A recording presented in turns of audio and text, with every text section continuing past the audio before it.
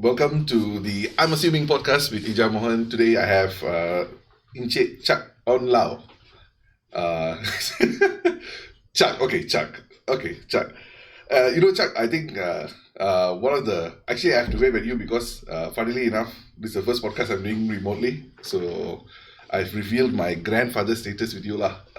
Not so technology friendly. It took us a bit for us to actually get some video up.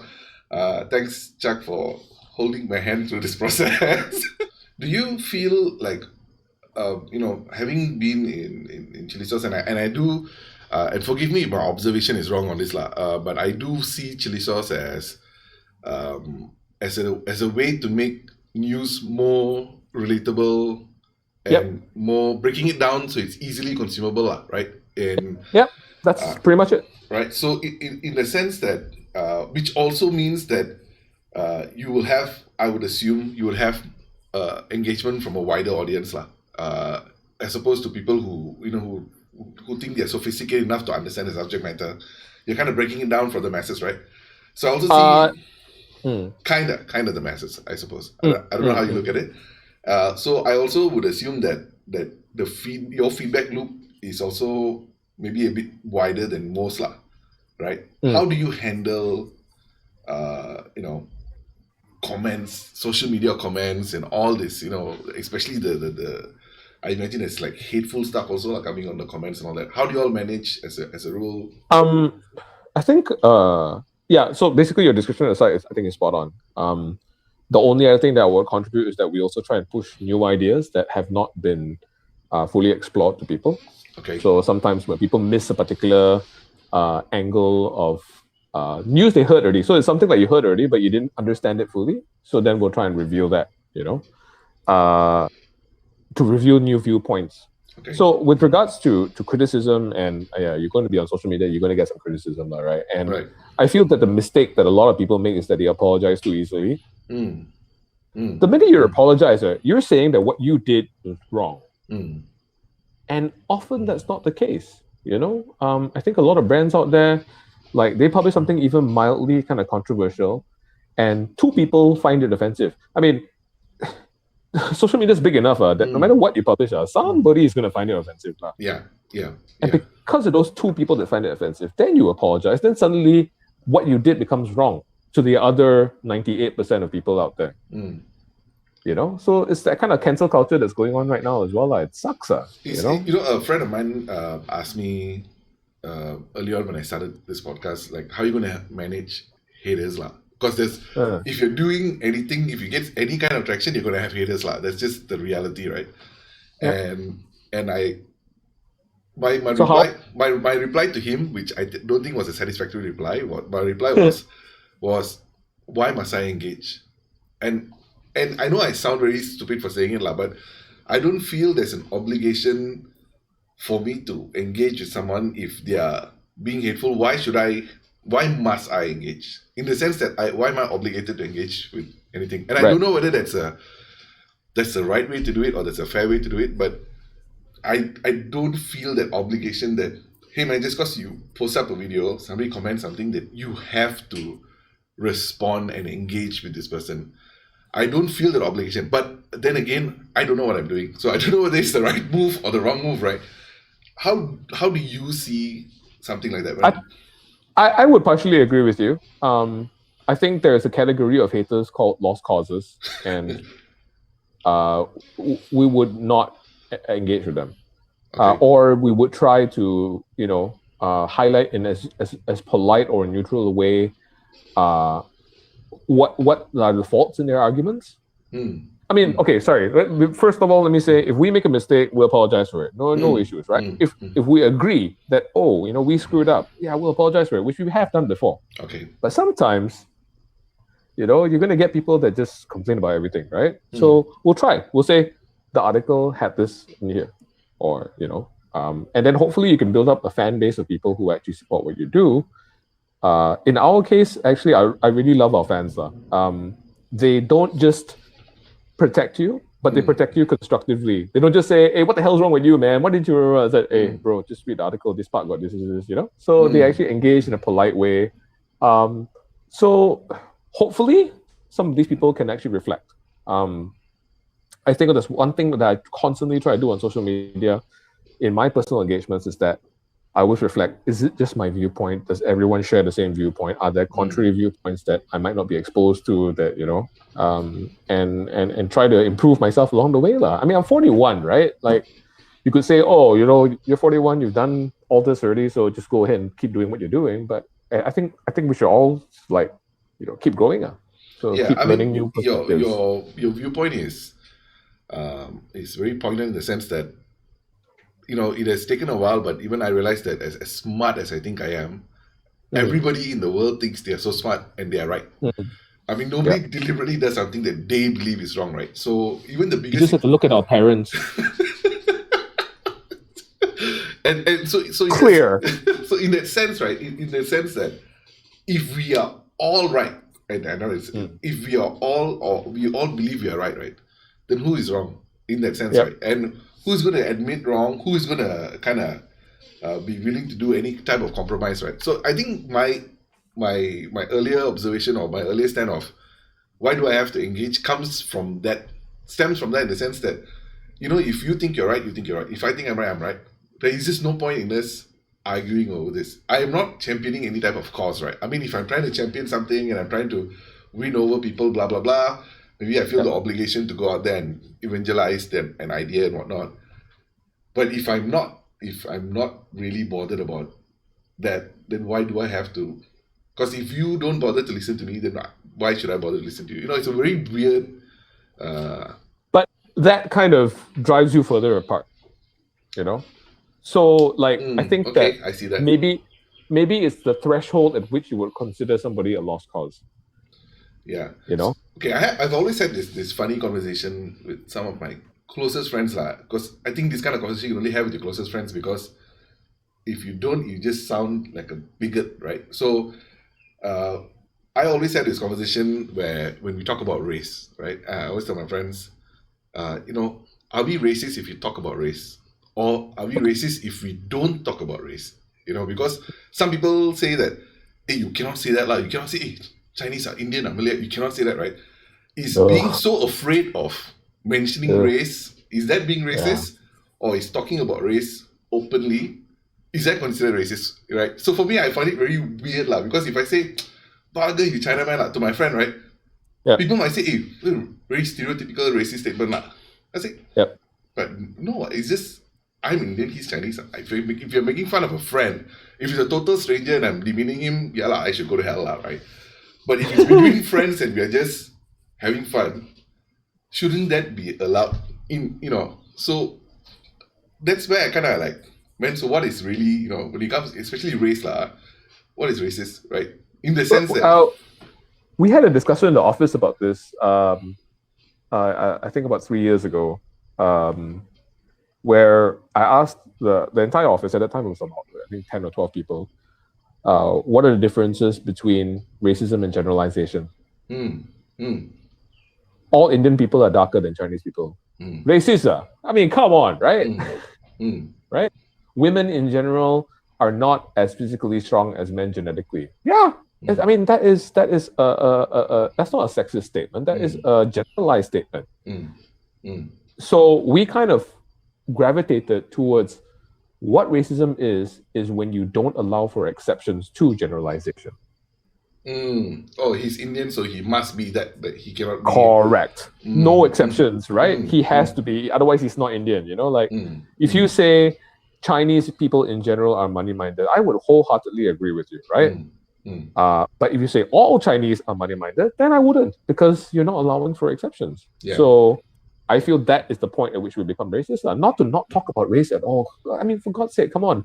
To me, what's special about Malaysia is that we have these races that coexist mostly in harmony, probably more in harmony 30 years ago than today, but still mostly in harmony. And all cultures are kind of preserved. If you go to Indonesia, the Chinese have become intrinsically just Indonesians, and there are pros and cons to that. But I kind of like our deal. The pros and cons as well. I mean, I do believe the Malaysian experience is a truly unique experience, and the food. Oh my God, the food. Don't get me started, bro. Oh. This MCU, I've just been putting on weight. I can't see. I mean, maybe you can tilt your camera a little bit down. It's at an angle for a reason. Oh, okay. My wife has kind of brought it to me that, this angle, your double chin not so obvious lah. So try not to show your stomach, can or not? And then you get some fuzz to cover it, right? Yeah, why not? Right? Is it racist to say that Indians are hairier than Chinese? Of course it's not. I mean, come on, No, I'll give you the racist version of that lah, right? The racist version of that is, I've personally heard observations like, Indian people smell bad, right? I think, and then they say that, so all Indian people smell bad. So it's just, it's a truth that they have in their head, and there is no discussing it lah. For them, it's just, Indian people smell bad. In that case, my girlfriend thinks I'm half Indian now. So. And it is for me, it was scary because years ago when I was single, I have to say that because my wife might listen to this, right? Years ago when I was single, and when I was on some of these dating apps, right? Some girls will just reply. They can see your photo, right? It's so bloody obvious that you're Indian. Okay, maybe they're wondering whether Indian or African in my case, lah. Right, and then they are very okay to, I don't go out with Indians, right? Which is fair lah. I accept lah, whatever lah, your choice, right? And then they can go out and say, Indian people smell funny. And I find the fact that you can go and tell that to another human being, it could be. Why would they want to add that? They just say like, no, bro, you're not my type. Then good enough, like you don't say like, no, you're Indian and you're smelly, and that's why I don't date you. I mean, that's a bit vindictive, right? Yeah, exactly. So I think some Indian guy has broke this girl's heart before, like she's just like going on a crusade. I don't know. So I think that was fascinating to me that there's also this scenario where people don't mind going out of their way to kind of insult you lah. Right, where it's in a scenario where it's totally unnecessary, right? So in that sense, I would say, okay, that sounds racist, and that is not a generalization. That's just you having your bigoted experience, lah. Yeah, which is where most racism comes from, anyway. Yeah, and I know we're talking about dating sites, but even when it comes to like the working world, right? You still see companies posting stuff like. Preferred Chinese only, yeah. I mean, I've not seen a preferred Malay only ad so far. The one that that's a very sensitive topic then. But I've not seen that ad lah. I'm not saying there's no preference, right? But I'm saying I've not seen that ad, and I've not seen the ad for Indians. But I do when I've spoken to Indian businessmen and all that. Some of them do have a preference to hire Indian lah, and they say, if we don't help Indians, who's going to help Indians, blah blah blah, and there's a justification for all of that, which I don't necessarily subscribe to, but it is what it is lah. I can give you a very good example Like I noticed this a few years ago. For whatever reason, right, cinema seemed to be almost 100% Indian people behind the counter. I don't know why. Well, I mean, I guess TGV is another Krishnan lah, but like GSC also, it's like primarily lah. I wouldn't say 100%, but like 80% or 85%, much higher than the usual, balance. You're right, and I'm trying to think a little bit. I have a story in mind, but I'm trying to trace the source of where I heard this story, right? So basically, I think it is more of a case of people trying to help people lah. Right, so yeah. So there's some industries like you mentioned, like cinema and all that, where it's kind of dominated by Indians, so they tend to hire Indians, right? And I don't think it's discrimination so much as preference, which I don't think preference is still discrimination, right? Is preference discrimination? I wanted to talk about that. I don't think everything is black and white, man. I think that people like take this action and put it into this category, or take this action and put it into this category, take this feeling and put it into that category. It's like the pointlessness of categorizing like dance music, like what do you care? As long as it feels right, then just do it lah, Like this is not trance, this is not house, this is not progressive trip hop trance or whatever, and just like is this racism, or is this discrimination, just like, is it wrong? Mm. I guess that would be a better question to ask. And again, everybody has their own definitions of what's right and wrong, so that makes it a little bit difficult. So I wouldn't go. I feel like the classifications actually separate us. Oh, that's racist. Oh, this is racism, so he's a racist. And then it's like everything gets lumped into this giant like friggin' bowl that you might not deserve. Yeah, I can't share any names, but one of my friends, one of my old friends, before he got married, he was dating. He was Indian. He was dating an Indian girl at that point, lah. And I was just so happened that at that point I was dating a Malay girl, right? So I was having Petronas ad right there, man. Yeah, so I was having a conversation with him about hearing some pushback lah that I'm dating a non-Indian lah and all that, and then I thought he was on the same wavelength as me lah. We knew each other for so long, right? And then he kind of gave me Ija, sometimes it's easier, if you're same culture, same religion, it's not so much about racism and all that. It's more about familiarity. It's easier for your family to get along with her family. So he kind of lays out this very amicable explanation to racism lah. What I felt was, you're saying people should marry within their own race, religion, because it's easier or not. I felt like, dude, it still sounds like discrimination to me lah. But he was kind of like saying it's better, it's easier and all that. And you fast forward years on, irony is our friend married a non-Indian lah. So he ended up marrying a non-Indian. And when I brought it up to him that, do you remember the conversation we had? He swears that we never had that conversation, right? He swears like, no, I would have never said that. I would have never said that. I swear. And I'm like, dude, I remember this conversation very clearly, right? So you see, I mean, he changed. Of course, he fell in love and whatnot. And his whole reality switch, the fact that this was his system where he believes that, it's easier if you all get along with our same race and religion.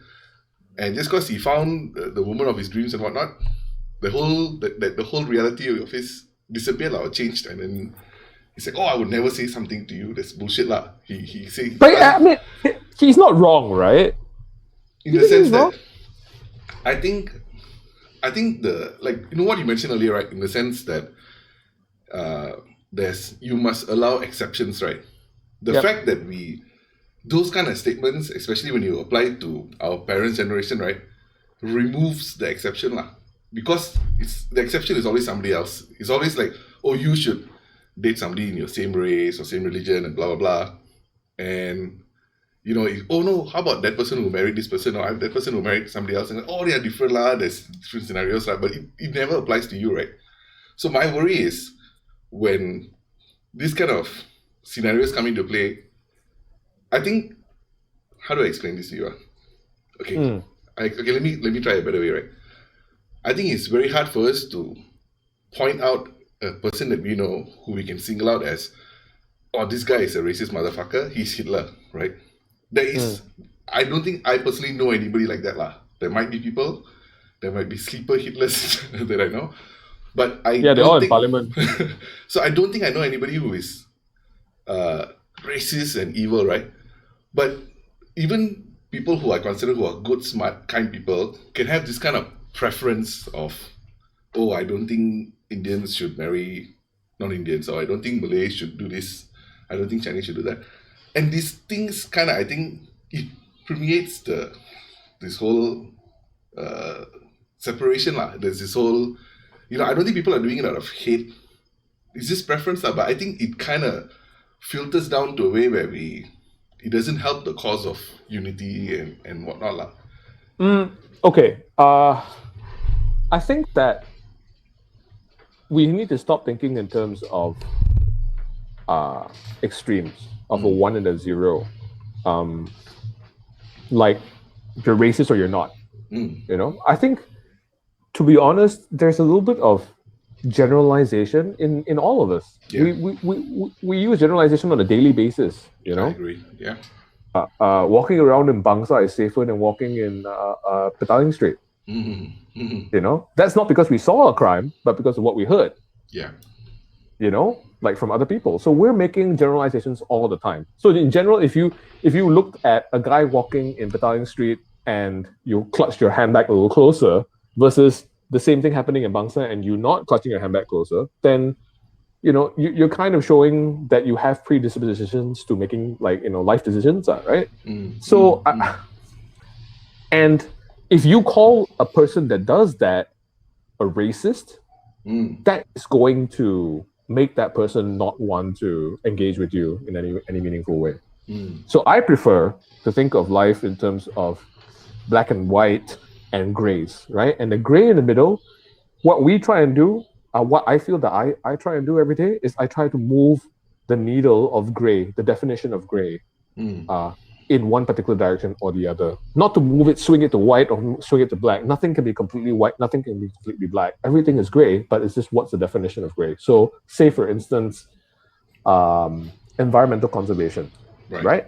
So personally, I live quite a green life. I wouldn't say very, I'm sure there's people that live much more green lives out there. And I'm sure those people will look at me and say, this guy is a polluter. But on the other hand, a lot of my friends consider my lifestyle a bit too extreme in terms of the things that I do. So say, for instance, all my garden waste all my kitchen waste goes into the garden. We hardly throw anything away. I reuse plastic bags. We reuse plastic containers. It's everything lah. So the other day, I saw this friggin' meme that pissed me off. It was like everyone basically doesn't do doesn't reuse plastic bags except for Asian moms. I was like, fuck you, man. I'm not a fucking Asian mom, way. And shit that you say like that is gonna fuck up the planet, man. Like, fuck you.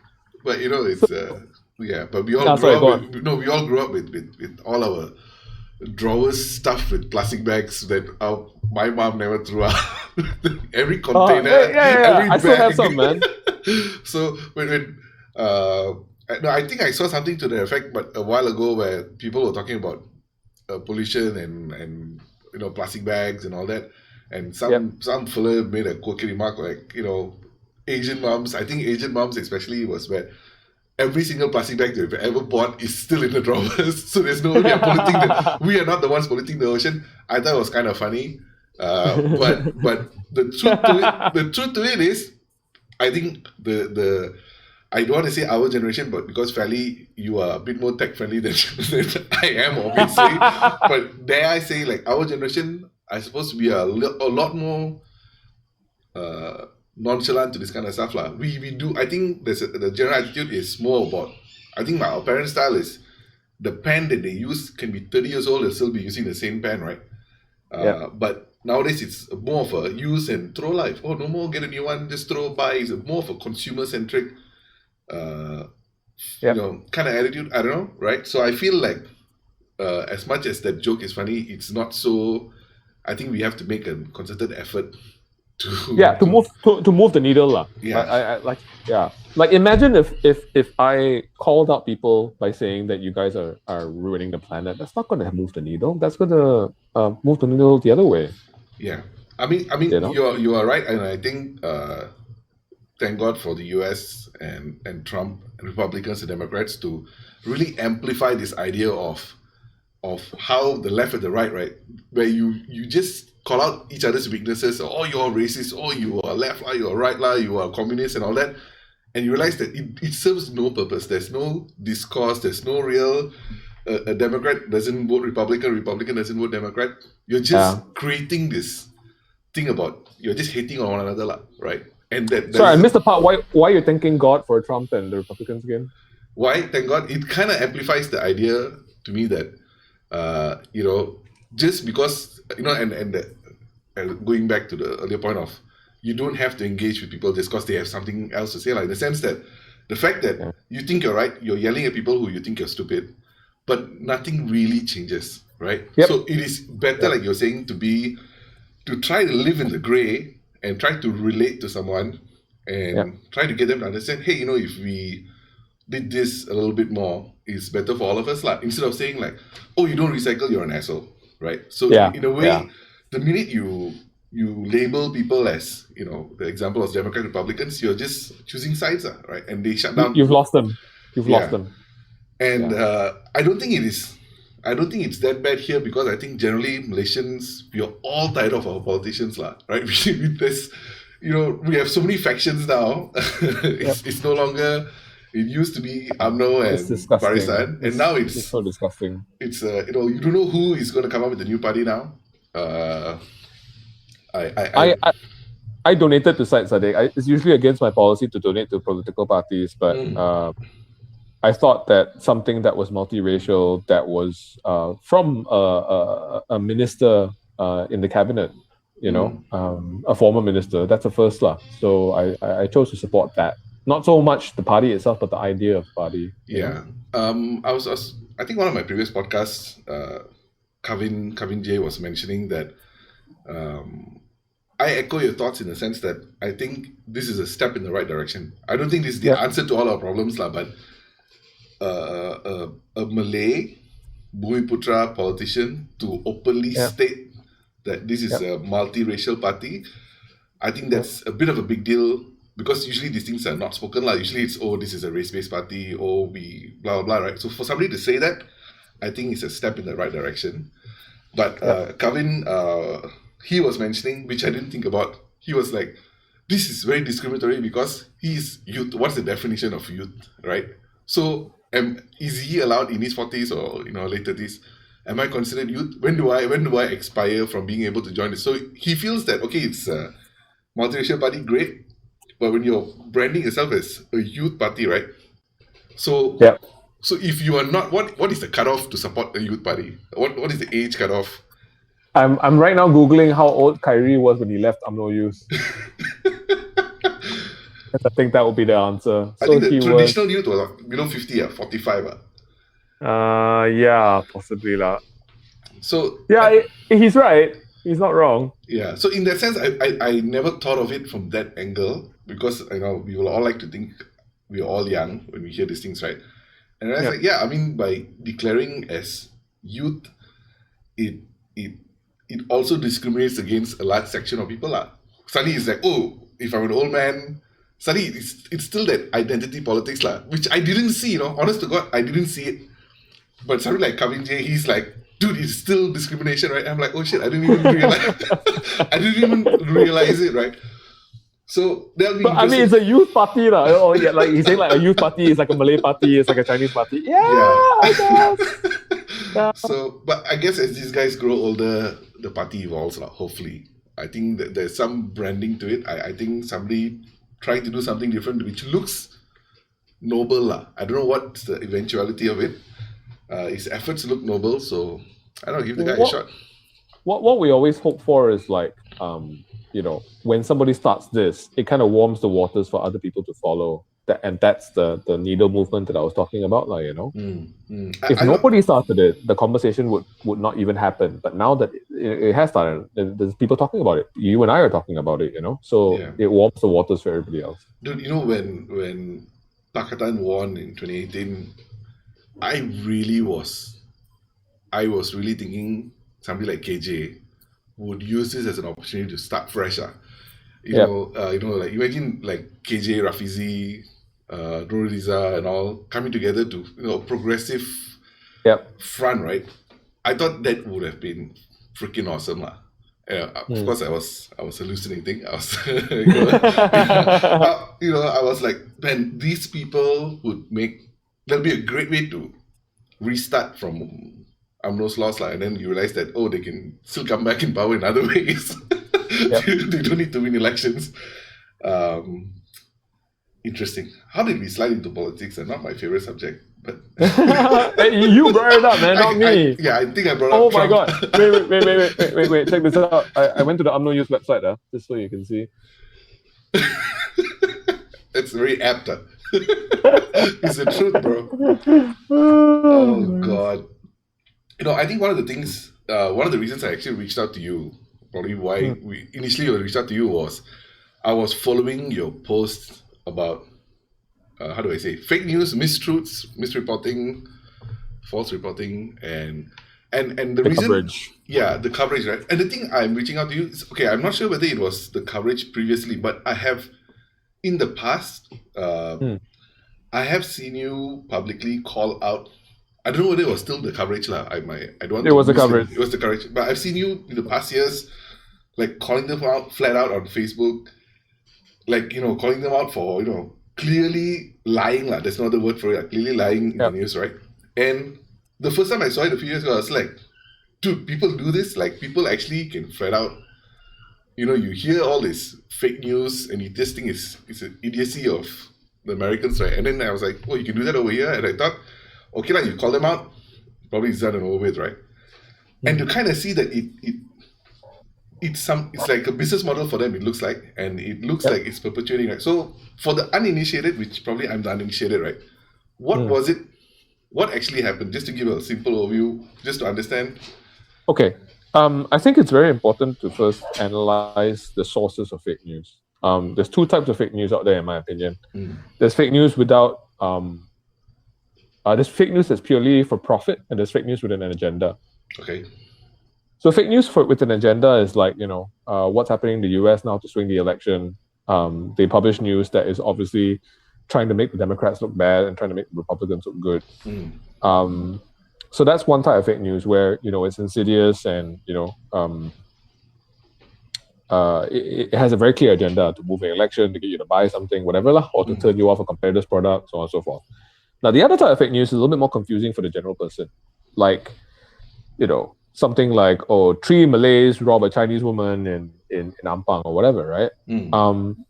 That type of fake news is arguably more dangerous because do you know why they write stuff like that? I suppose to get the clicks lah. I mean, from their point of view, it's controversial. It shares. It gets. But why not do real news then? Why do fake news? I don't know. If I were to assume, it's to get to be the first to report to something that doesn't really exist lah. I mean, I don't know. If I'm assuming, I would say that lah. Just to be controversial, it's. Yeah. So fake news isn't tied to reality. It's a lot easier to create something newsworthy. Right? You're not tied to reality. You don't need to check your facts. You don't need whatever. You can just write whatever fuck you want, right? So it is for that reason that fake news, I think there was a stat that said on average, a piece of fake news has 3 times the traction of real news. Right? So if you're creating a site that is monetized based on advertising and links, and allow me to tell you first that advertising on that kind of level is very, very cheap. Okay. So you need a lot of clicks. Okay. So we looked at this early days with Cilisos. Hey, can we put Google ads or whatever? You talk to any major news publication out there, nobody is surviving on Google ads. You can't survive on Google ads. It's too little. But if you didn't need reporters, if you just had a bunch of people writing up shit in a room and pushing it and getting clicks, then it makes a little bit more business sense, which is effectively, I believe, I don't know for sure, how the coverage has survived all these years.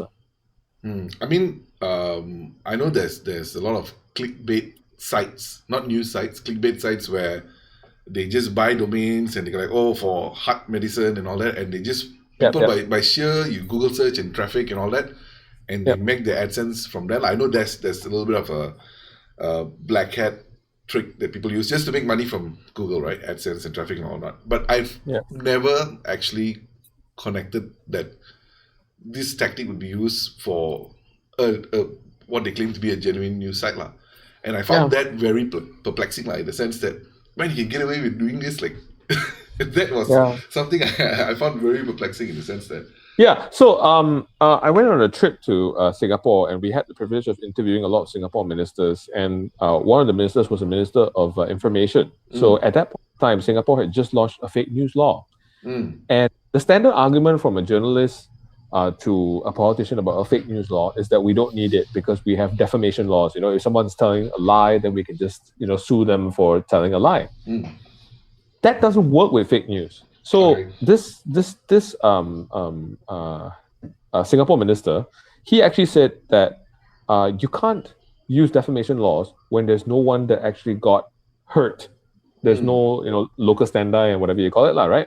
So it's really insidious. Let's say I publish an article tomorrow. 5 Indian men raped a Malay girl or whatever it is, right? They're all fake. There is nobody to initiate a suit for defamation. But the harm is done to society.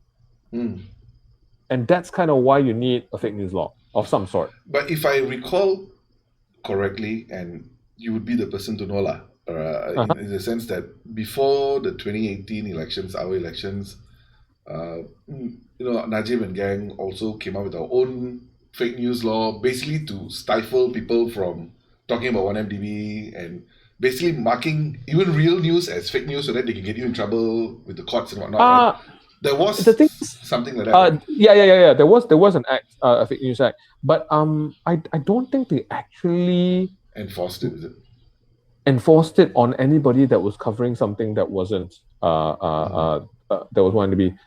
I'm not sure about this. I need to check, but I don't think they actually enforced it was quite prevalent in the sense that I would see billboards sponsored by like multinationals like Telecom and all that, talking about the I can't remember the exact Malay terminology they use about spreading fake news before the election, right? And So first of all, I mean, it's been repealed as of end of last year already. Is it? I thought it was part of the manifesto to repeal, and then Old Man Mahathir said that, hey, we need a fake news law.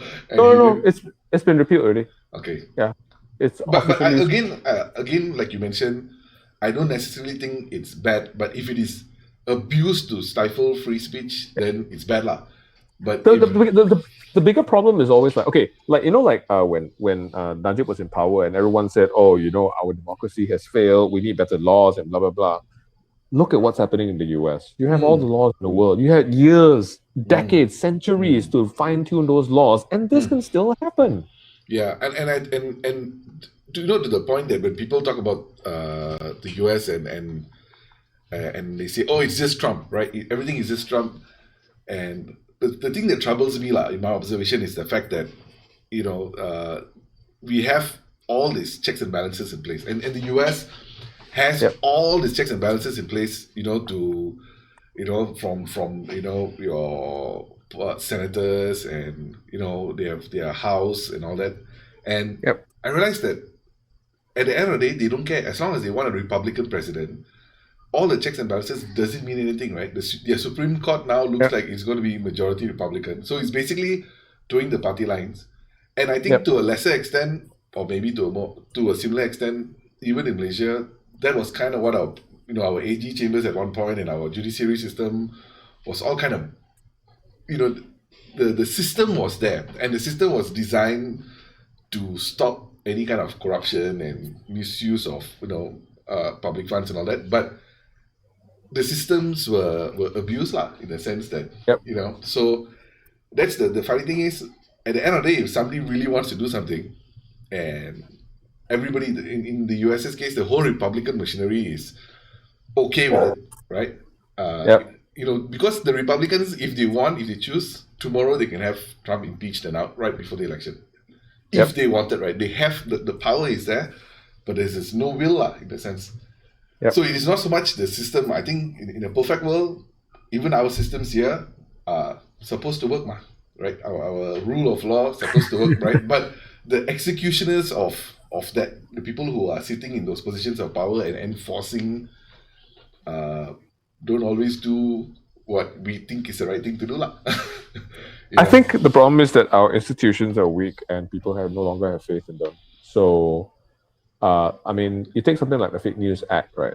And it could be something really good if you trusted the government, but nobody trusts the government. So they're not going to want to give the government more tools to perceptually,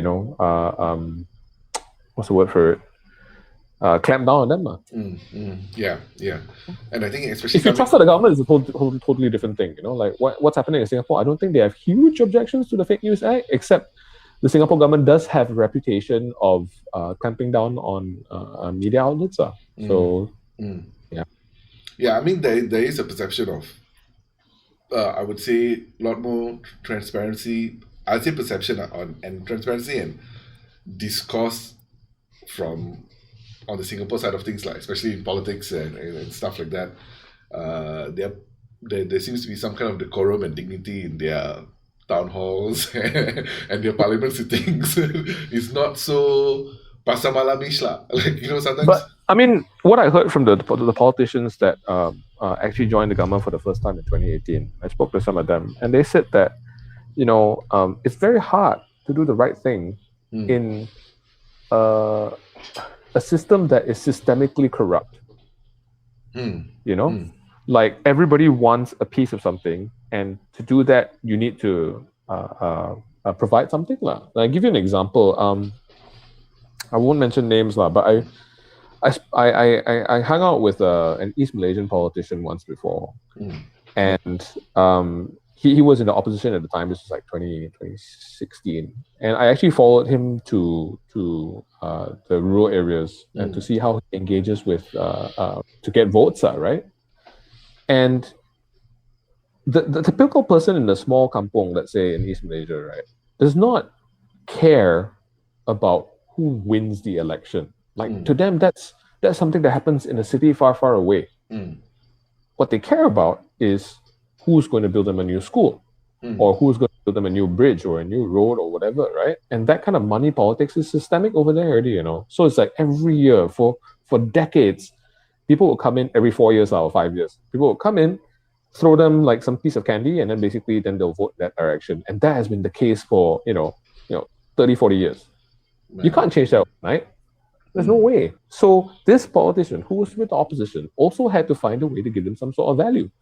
He didn't give it in terms of money. I mean, bless his heart, he didn't. But he gave it in terms of solar power. So he actually got donations for everybody and like gave solar power units to various kampungs. But that gift was how he can win votes, not through rhetoric about being honest and doing the right thing and blah blah blah. But that's I would say I want to say ugly, but I would say that's just the reality of politics, in the sense that the logic it's the reality of our politics.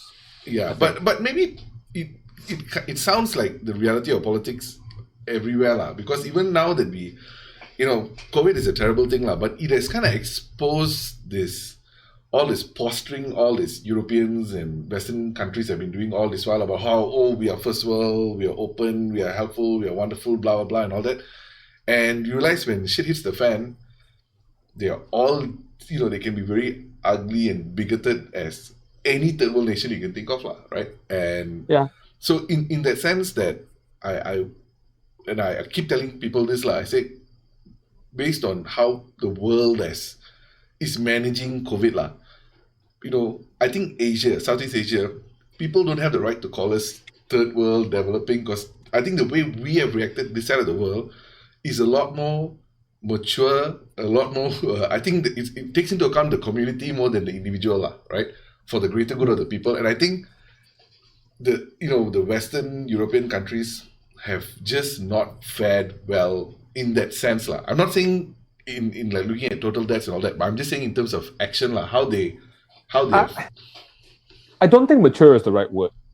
How would you say? I mean, arguably, Western countries have had a much longer period in which to perfect their government or their form of government. I think the problem is that you're seeing the holes in democracy. Like the concept of democracy is flawed in some ways. Now, wow, I feel like this statement is going to come bite me in the ass if I ever become a politician. But you look at some of the most successful countries in the world, and they have some form of benevolent dictatorship going on. Okay, I see that. Yeah. Right. The only problem is that with dictatorship is that if you get one idiot up there, then you're gonna have a bad time, But if you have people who are qualified and everything, to some extent, they gain a lot of ability from not having to pander to every single person within their population. I think if we were to, I think we have to sidestep the landmine of our current systems. So if we were to talk about kings of the past, you're talking about maybe like 50 years ago and 100 years ago, right? Not the current government or anybody in power right now. I think those were the rules of those were kind of what the kings were there for, even in countries like India and all that, is it kind of like they knew what's best for the people and the land, right? And not all the kings though. Yeah. But that was the logic of why you would be allowed, why you are the king, is because you do the best you can for the people and the land and whatnot. In the sense, right? of no, course, but kings are inherited, so it's faulty, you know. No, okay, hear me out, right? I think your point of view is 100% correct in the sense that just because they're supposed to do the right thing doesn't mean they do the right thing. They basically are self-serving, right? I agree to that. But I think when we talk about the masses, right? And I think when you talk about, especially when you talk about people who are maybe extremely poor or, you know, they are not so worldly, right? I think when they see these people as the statesmen, like even whether it's, you know, in these days, it's, you know, our prime ministers and presidents and whatnot, they see these people as the people, the pillars who's going to help them. So even in the case of Trump, okay, fine, all the left is going to, oh, this guy is an idiot, right? But for the right, he is their flag bearer. This guy speaks his mind, and this guy is amazing. He's telling it as it is. This is the greatest guy in the world, right? So, and I think if you like your leader, I think that's how you kind of like worship them in a sense, right? So, so I think that was how I think you can get things done, So if Trump was a good person, he could have done a lot of good, If he was a good person, he could have used his clout and his connection to the people to push a lot of things that a bureaucracy wouldn't have allowed it to happen, right? Like you say, like a benevolent dictator, right? But he's not. He's I mean, in my opinion, he's a scumbag, But again, it's just my opinion, right? So in that sense, that you're right. When we are lucky and we get a great person in power, they can do a lot of good.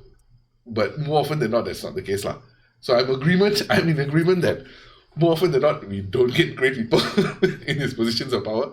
I mean, yeah, if you think of someone, let's say like Obama, and if you can imagine, what if Obama was a dictator? I mean, you know, I felt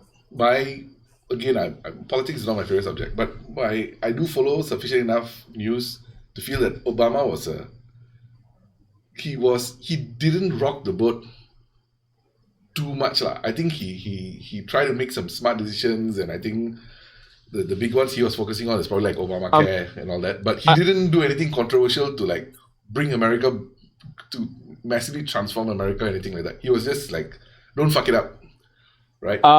No, actually, I don't agree with that entirely. He did put in place, or he tried to put in place some policies. There are some things that are quite difficult. The problem with politics is like so much is in the finer details, you know.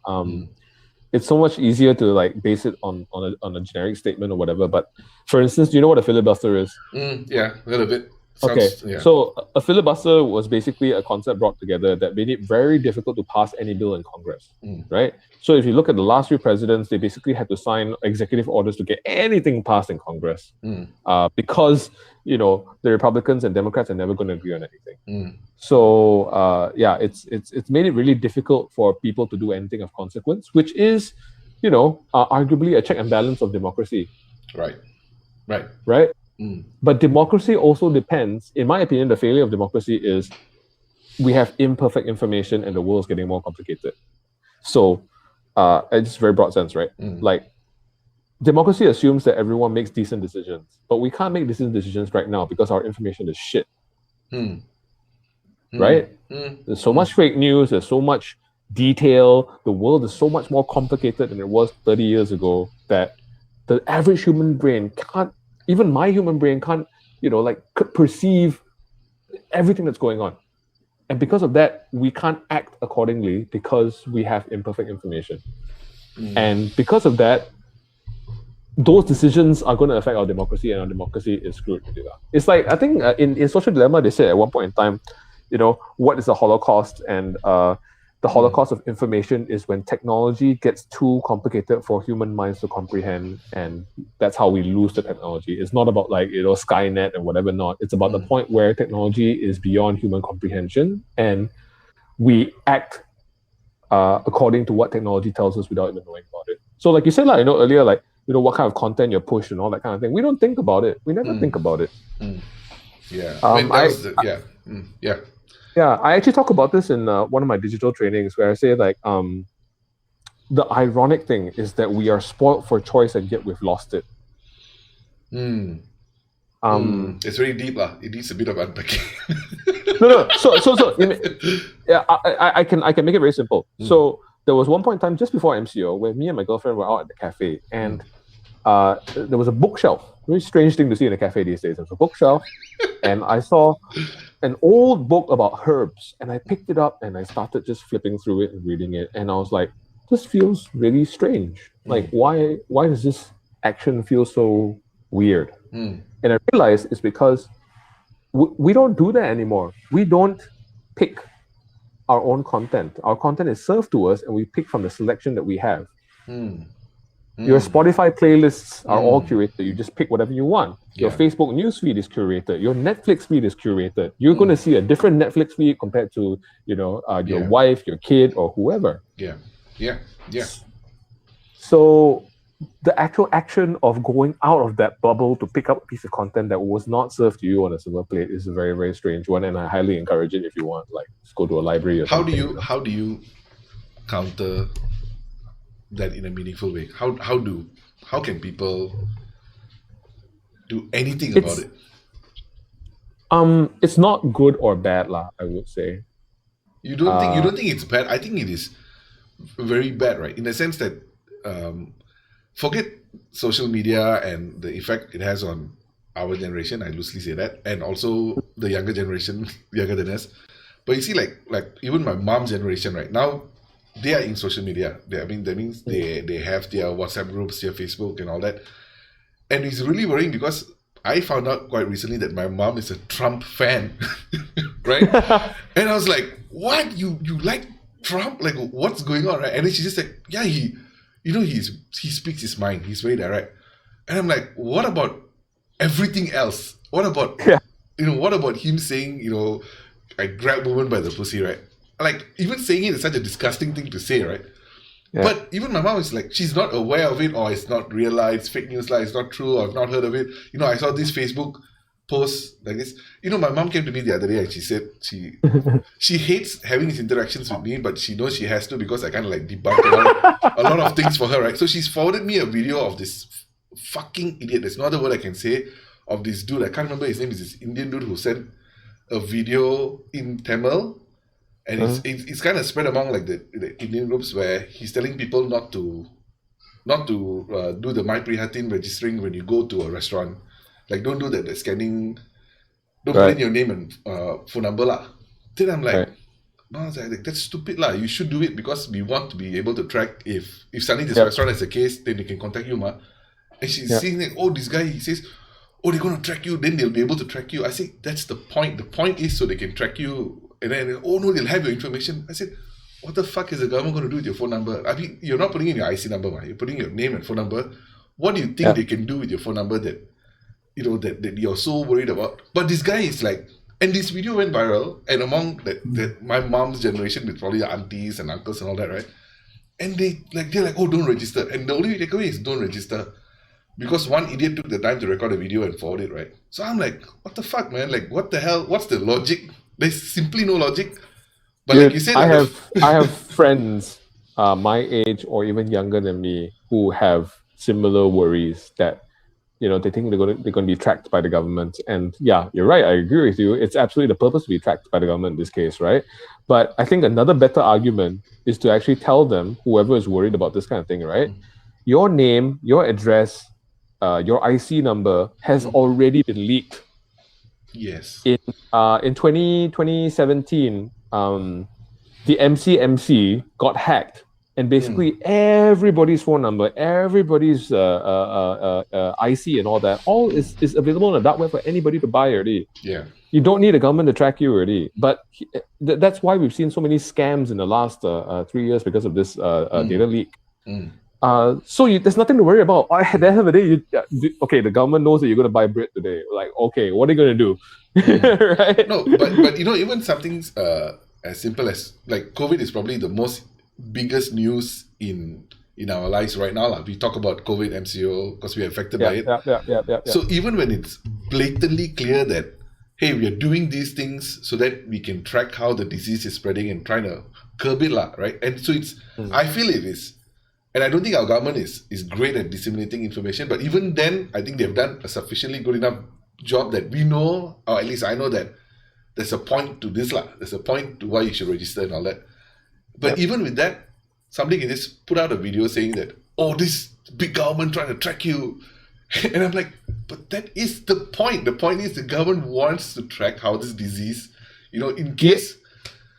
You're never going to fight it on an individual basis like this. I think you can, on an individual case like this, what's wrong with this video or what's wrong with this instance. I think, whenever we have a conversation like this, and whenever I get fake news in my chat as well, you're not the only one. Literally everybody that age forwards fake news every day. One thing I did was I encouraged all my uncles, okay, before you forward something, just check it on Snopes or on Malaysia Kini. If it's on neither of those sites, it's probably fake. So just go to Snopes or Malaysia Kini, Snopes or Malaysia Kini, and that kind of fundamental behavior change. My dad started doing it already, and he no longer forwards any fake news because he always checks first. And I think that's a huge thing.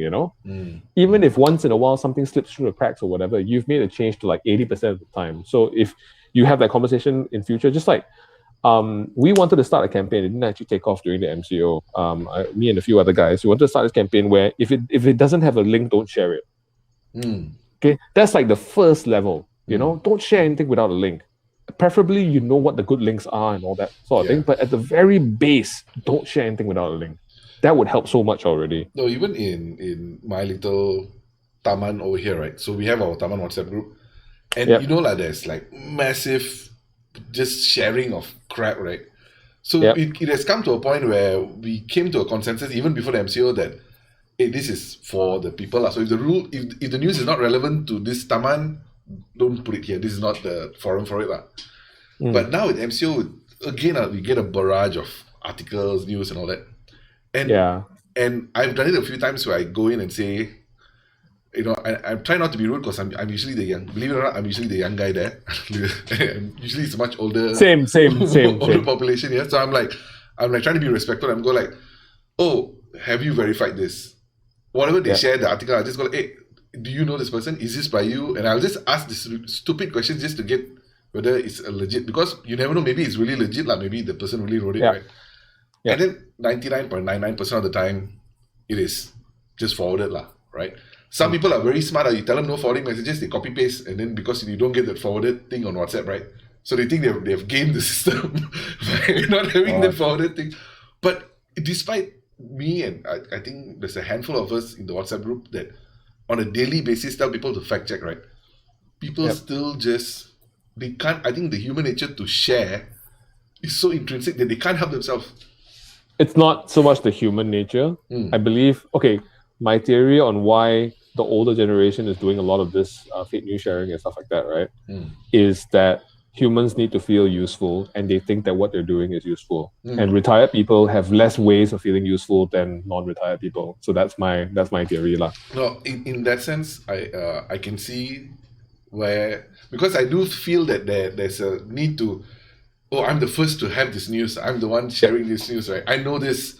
So there's a feel for people I got this. I know this first, and I'm kind of telling you this. I'm sharing this news with you. So yeah, I can see why. Yeah, they want to feel useful and all that, but and there's one statement that pisses me off, and this pisses me off no matter who says it, okay? Okay. One of the most hated sentences that it really irks me is, you can never be too safe. I fucking hate that statement, man. If you want to do that, right, go become like Michael Jackson, man. Go get your hermetically sealed, oxygen chamber. Stay the fuck inside. Don't go out at all. Don't touch anything. Don't touch anybody, because you're going to get something, right? Oh my God. I hate that statement. And this is probably not as bad as that, but the accompanying statement that I see now when people forward messages is forwarded as received. So what the fuck does that even mean? So I didn't change it. They're just saying that, I got this, so I'm just sharing it. So there's no onus on me to verify it. Forward it as received. Yeah. Right? I'm like, dude, don't forward next time. Nobody wants this stuff, right? But again, I think this. Yeah, I would appreciate forwarded and verified, and then put a link there or something like that. Is there any way to, you said you all thought about a campaign of doing this, but is there any way to have a way to? Dude. It's sheer volume right now. the problem is that the people who are generating it are not being persecuted. So you're fighting a torrent, like a flood of fake news. There's no way you're going to be able to verify absolutely everything out there. Like we try, Sabananya tries, whole bunch of other sites try, but you can't because there's too much of it, right? And these people are making money off the clicks or whatever. It's got to be a law, in my opinion. My opinion has changed. Initially, when the fake news law came out, I was very much against it. Yeah. But having talked to some people, I kind of feel like some form of legislation needs to happen. Some form of legislation that will hold people accountable to truth. Not necessarily truth that hurts or helps somebody, but just truth. I don't know how that works. Yeah, because I think without being insulting, the conspiracy theory nut jobs out there, and there's an endless barrage of people who have their conspiracy theories, right? And they will justify that, like what he said just now, justify the better safe than sorry. You never know, and for me, I'm still fascinated by things like flat earthers, right? Like, what the fuck are flat earthers? But dude, in the UK, there's a huge movement for flat earthers. Not to mention the US. I don't even want to talk about it, right? For me, it's like, man, I can't even. This is something that I can't even digest. This idea of you're so convinced that the world is flat, and it's a 5G conspiracy to convince people that the thing is like it goes back to what we talked about initially about the bubbles, right? You have no idea how powerful that freaking bubble is, man. Yeah. Yes. It's not just you thinking it. Last time a conspiracy theorist, you don't have Facebook groups to join. You don't have blog pages that tell you that you're right. You don't have social media telling you that all your friends think you're right as well. That kind of barrage of confirmation bias is just fuck this, man. Chak, if I were to ask you, right, so this is something that I do that I don't know whether it's the right thing or the wrong thing, but it's just something I do for my own sanity, right? Is on Facebook, we all our friends from even people who don't really keep in touch, school friends from even primary school sometimes add you on Facebook, right? So your Facebook kind of has a very diverse group of people, and whenever something controversial happens, right, suddenly you hear the ugly side of these people talking about especially when it comes to like race and religion and those kind of stuff. And so you unfollow? I unfriend. So unfriend. I'll unfollow and unfriend. And for me, the way I see it is because I don't want to be associated with somebody who has such strong hateful feeling towards, not necessarily my community, against any community, even if it's an Indian guy talking bad about the Malays or the Chinese, I get pissed off and I'll just unfriend, unfollow. For me, it's just not worth it, right? But I don't know whether I'm also guilty of creating a bubble where I'm excluding all these people from my bubble, and I don't know what's the consequence of that. I don't know. I think it's back to what we talked about earlier, lah. There's a gauge for lost cause, There's a limit, lah. It can't be no limit, right? Like if your friend's like a pedophile and he's open about it and he's not,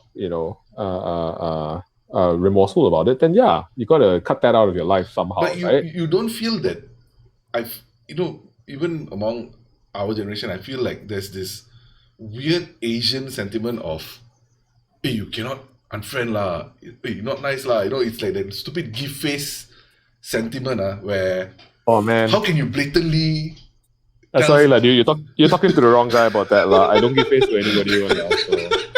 Okay, not my parents, not my uncles. Oh, dude, to me, okay, no, but it's an important point.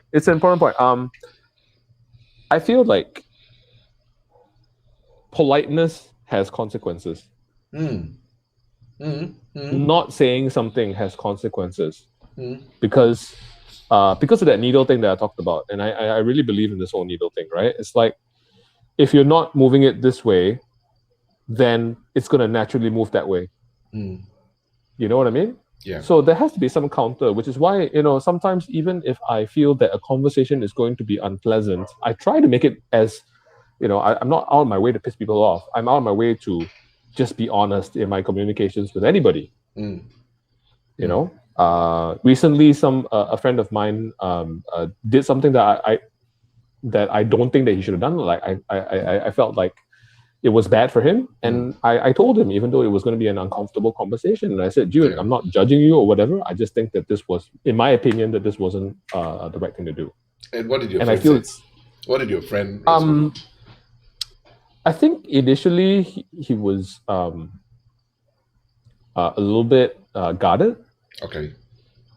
And eventually, I think we amicably agreed to disagree. Okay. But even that's important, right? Like just the ability to agree to disagree. To me, that's okay. I'm fine with that, and I would still not regret that conversation. But like I said, there's a limit where someone is a lost cause. So, for instance, I also have a friend that I wasn't that close to him, but I thought he was a really nice guy, and he went to the US and he got into guns and. He basically became like a poster Asian Republican now. Okay. Okay. And initially,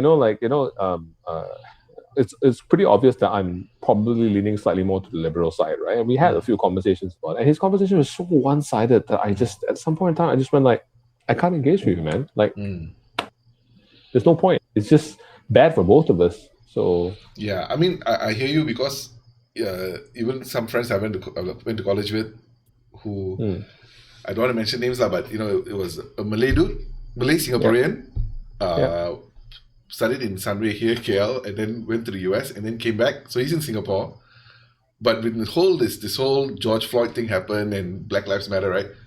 Our friend from Singapore starts posting about how this whole BLM movement is just conspiracy. They are just trying to fool you. BLM is a scam, blah blah blah blah. And I see reasonable people like reply to him and say like, why are you doing this? Like you're not even there. You're not even African American. You don't really know what this culture goes through. Why are you so heavily against this movement that And his reply was, to be fair, very courteous. He's like, if it was me, which I didn't comment, but I use my name as an example. Hey, Ija, thanks, man. Thanks for commenting. It's okay. You don't know what you don't know. I still love you. You're still my friend. That's his response, right? Which is okay, lah. He was not going out there and picking fights.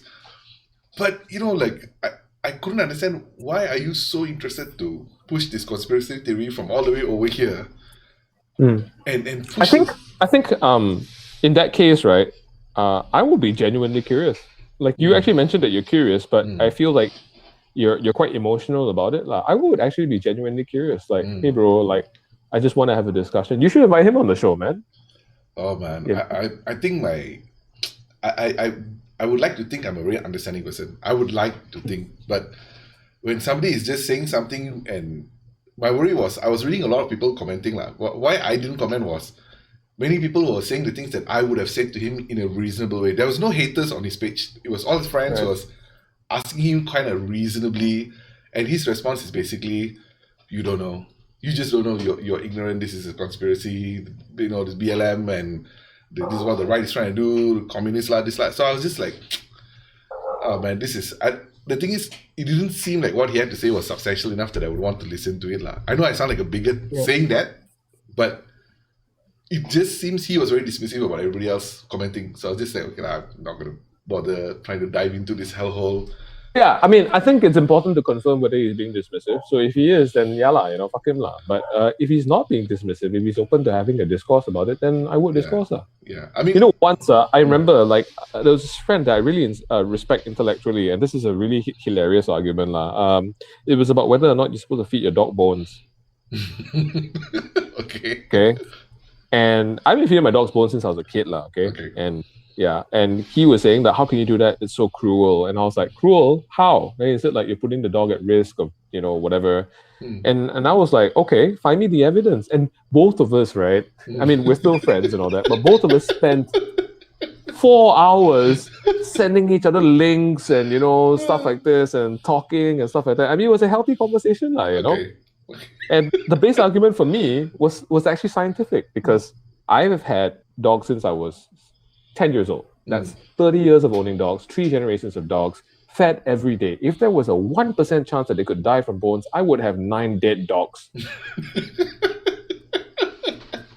Simple math, What was his justification? scientific research and blah blah blah blah. And he couldn't find very much solid stuff, but he held on to his guns. There was actually no scientific study that actually said that there was a danger in bones. There was only like a case record from a vet that said that yes, I've had 2 cases of dogs with bones lodged in their stomach and stuff like that. 2 cases. I mean, come on, talk about like cancer or heart attack or whatever. There's going to be cases no matter where you go, right? It's the risk factor. Yeah. Blah blah blah. Anyway, so, I think to bring it back full circle, the problem is also the fact that people can always use the exception to justify whatever it is. Yep. If we are going to do that, I read one funny statistic quite some time back where in the UK, more people die from falling down the stairs than they do from the mad cow disease, right? Yep. But that doesn't stop our fear of it, right? But the minute there's one mad cow disease case, they go and cull all these cows. They go apeshit crazy, right?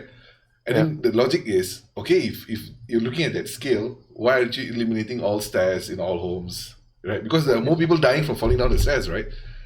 And so it's just that the idea that is our whatever the fear that drives us, and we go like, oh, there's 20 cases, and then that's enough to justify your narrative, like whatever the narrative is, right? I don't know, man. I think we've kind of gone all over the place in a healthy way. Actually, I was thinking I wanted to have a conversation with you about some other stuff, but maybe we'll hold that for another time, right? I think this is already dragged on quite long. Let me just hope and do the post-processing to this, and hopefully everything captured. Hopefully the audio is not shit. Yeah, it sounds pretty good here. I mean, if you captured it should be quite clear, I think. Yeah, I think it should be okay. Chuck, thank you so much for doing this. I know no worries, man. We spoke about this for a couple of weeks, and then we didn't really get to do it. So it's kind of... And I set up this Google Meet. That's the first time, man. Seriously. Credit to you. It's hilarious. His freaking uncle. Oh my God. Has not had a video chat with anybody in the last 7 months. I don't know how you got by. I have a wife and kid that keeps me busy. Oh, fair enough. Touche. No, not touche. What I'm saying is I am a recluse. I'm a hermit. So that is the reality of my life. But I suspect I have to get better at this. If I want to continue, if I have to continue doing podcasts in the new normal, I think video calls and all that. Thanks for helping me do this. All right, thanks for having me on, man. I'll talk to you soon. Thanks, man. All right. See you, man. Ciao. Bye. Bye.